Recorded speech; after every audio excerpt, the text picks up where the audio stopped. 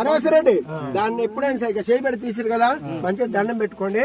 దాని చుట్టుపక్కల చిన్న ఏదైనా గెలకబాగిరిగా గెలకబాగిరిగా ఆపడదు కాబట్టి వచ్చింది బయటికి.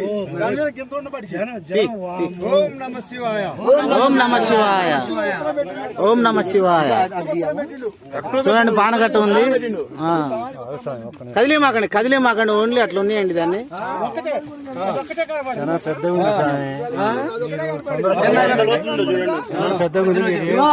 పెద్దగా అంటే కింద ఉంటదిలే కానీ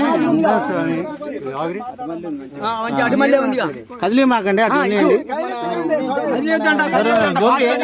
గోపి కదిలే మాకు కిందికంటే చుట్టుది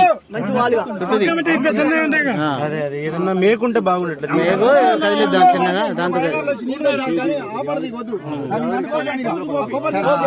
తెలిసిన పానకట్ట